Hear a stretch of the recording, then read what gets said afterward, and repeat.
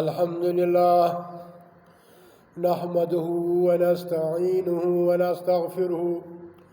ونعوذ بالله من شرور أنفسنا ومن سيئات أعمالنا من يهد الله فلا مضل له ومن يضلل فلا هادي له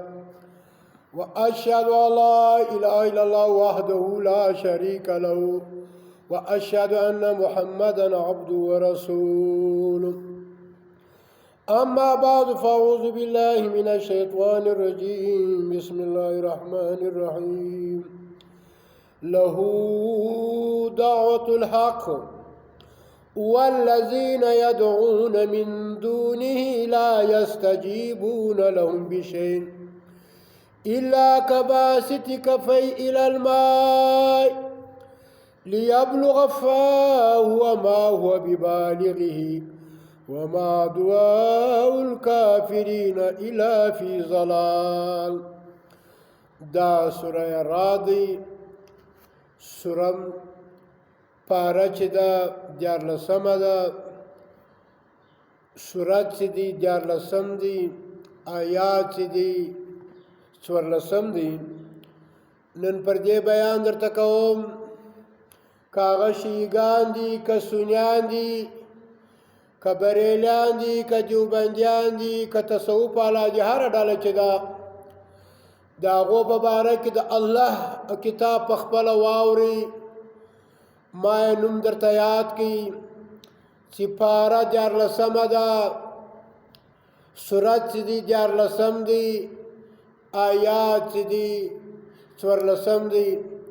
نن پر دې درته ګایږم، مختصره خبره درته کوم. که کم څوک د الله نه ما سوا یو بل څوک راننګوي و یا رسول الله مدد، یا علی مدد، یا دارونیکه، یا خزرنیکه، یا شیخ فریضه، یا لالک آغا، یا پلانه پلانه راننګوي، د دې په باره کې د رب کائنات فتوا دا ده چې دا سړی په دا وخت کې کافر دی، ګمراه دی، مشرک دی. دا که مړ سولې دې ته به دعا نشي کولی، پر دې به الحمدلله وایي. ولې د رب دا فتوا ده. واوري قال الله تعالی فی القرآن المجید له دعوة الحق.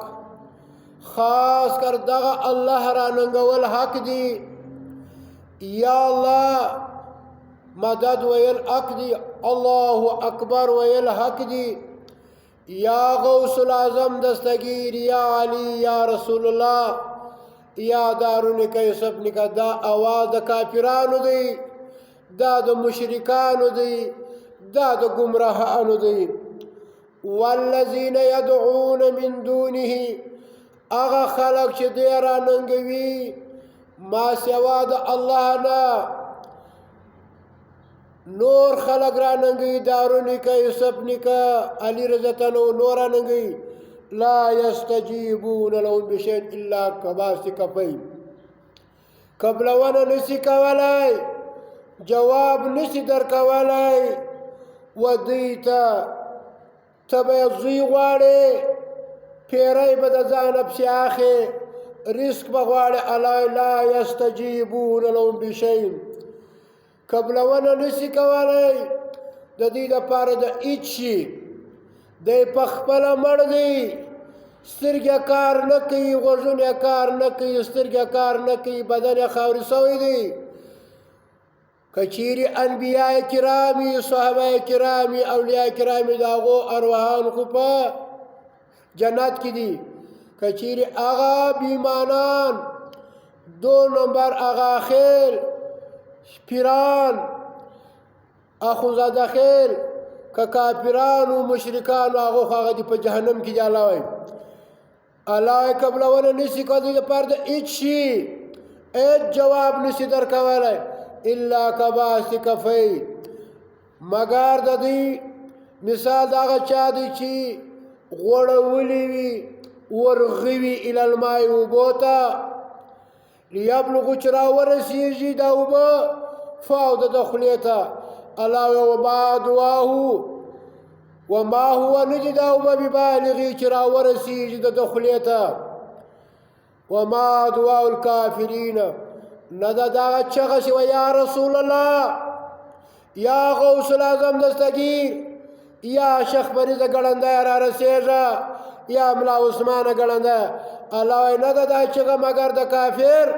الا فی ضلال مګر دی په ګمراهۍ کې دی تباه سلو عمل ضایع سلو مشرک سو کافر سلو دا د اسلام ووتې زما ورونو لکه سړی چې راسي تږي د باوړۍ و خولې ته ودرېږي سولاغه پر نسته یو بل داسې اسباب نسي ورشوی کي تږي دي د ډېر افسوس څخه لاسونه وار کي و دا باوړۍ ته لاندې اوبه ای اوبو راوخېږي ډېر در په دره یم د الله دپاره راورسېږي هر څوک دا مني چې د اوبو نه حقل سته نه سترګې سته نه غوږونه سته نه دا اوبه په خپله راپورته کېدلی سي نو د هغه رقم دا ستا بابا چې دی نه پښې لري نه سترګې لري هغه خاورې سوی دی د هغه روح به په جنت کې یا به په جهنم کې رب وایي دا فتوا ولګوله لکه اوبه چې ته تر قیامته پورې اواز کوي چې ای اوبه اوبه دوی ستا لاسونه نشي رارسېدلی او که ته وایې زه چیشم الله وایي په دا وخت کې ته کافر مشرک او ګمراه الله وما دعاء الکافرین نه ده دغه چغه یا رسول الله یا علی مدد یا پلانه بابا راشي الله الا فی ضلال مگر دی په ګمراهۍ کې دی په تباهۍ کې دی د عمل ختم سو ضایع سلو د اسلام ووتی کافر سو ما ورونو تر قیامته پورې ورته ودرېږي الله وایي وهم عن دعاهم غافلون دوی سي د دعاګانو څخه غافله دي دا په جنت کې دي او که چیرې کافران مشرکان هغه اخیلو که ملایانو که پیران هغه په جهنم کې دي هغه ستا اواز نه اوري هغه سي د دعا څخه غافله دي نو الله دې واسو توفیق راکړي چې قرآن زده کړو او په قرآن عمل وکړو او تر بلو پورې ورسو وآخر دعوانا ان الحمد لله رب العالمین